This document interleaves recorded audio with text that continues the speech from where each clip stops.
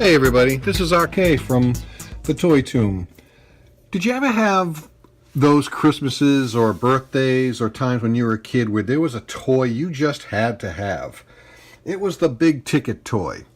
And you got it and it was great, but for some reason you'd always get something small, something unexpected that became your favorite toy. You could bring it with you wherever you went.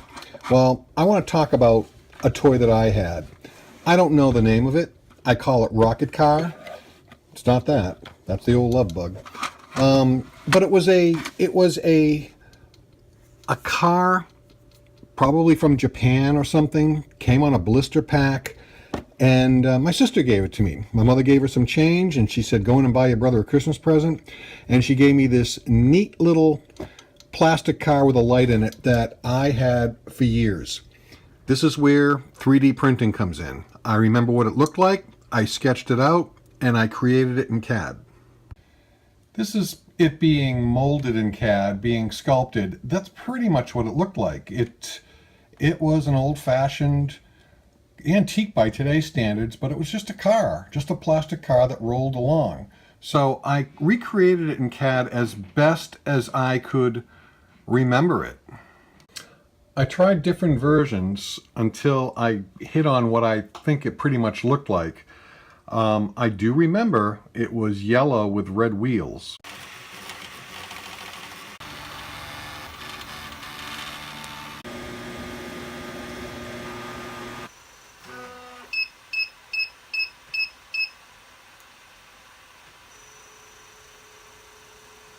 Here it is all complete. This is pretty much the way I remember it. The yellow body and wings, rivets. There's the light. I used an LED light like I used in the Creature from the Black Lagoon little light lit model I did. It just simply turns to turn it on and off. And it came out close. It's close. It's very close. In fact, as I explained, my sister had given it to me. When she saw this, she said, "Oh, I didn't know you still had that." And I'm like, "Well, no, this is like a new one that I made myself." So I guess it fooled her. But that's the beauty of having, I guess, a 3D printer. If you can remember it, you can probably create it and print it out. This is about the size that it was back then. This did come in a blister pack, but I wanted to recreate the whole feeling of it. There was no way I was going to make a blister pack of this, but I did manage to kind of, with a prototype of before, kind of come up with something that I would expect to see in those days, how it was sold in the 5 and 10. Remember that? In the plastic bag with the hole in the top? So I just sort of kind of recreated the whole idea that this is what it would look like in those days. I do like the design though.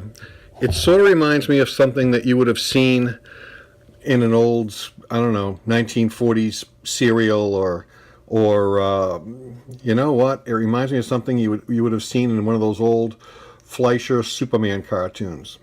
But anyway, there it is again. I may make a Christmas ornament out of it, hang it on the tree, but I feel like I found something I lost as a kid.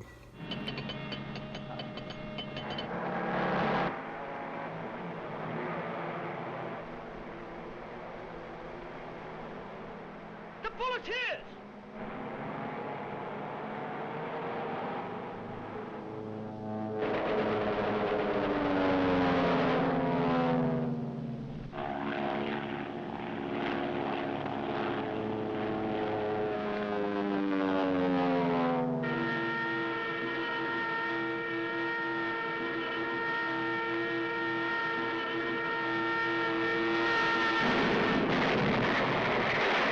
Wait a minute, hold everything.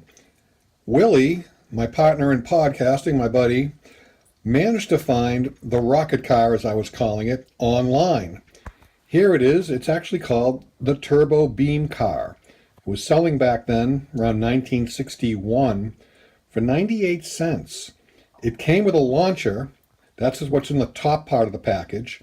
A battery, which was used for the pen light at the bottom, and a light bulb. You put the light bulb in the pen light, the battery in the pen light, and that's what gave the car its beam in the front. You could keep it in the car or take it out and use it as a pen light. There was a spring in the car, and the car would slide onto that right there, that stem there, and then you would hold it and press that button, and it would go launching across the floor. And I do remember that. I actually kind of remember it now that I see it. I forgot that it had a launcher. It was not made in Japan, as I originally had stated in the earlier part of the video. It was made by a company called Tri-Play Toys Incorporated, and they were located in Chicago, Illinois.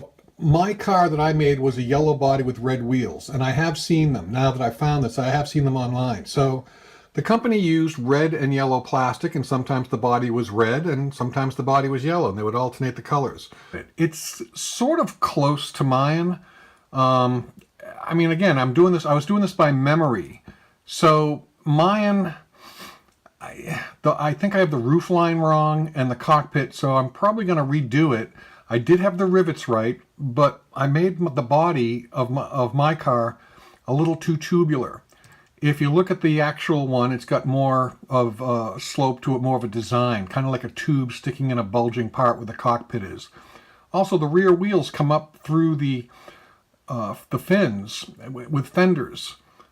I didn't do that with mine. I don't know if I'm going to go back and do that, but I may. I know I am going to retool the body. I'm going to resculpt the body and reprint it out and make another version of this car.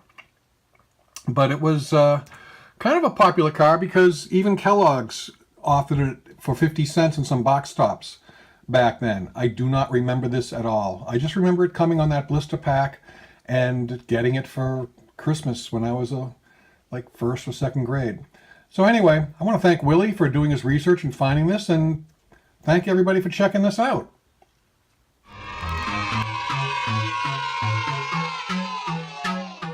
Oh boy! Hey, there's Hasbro!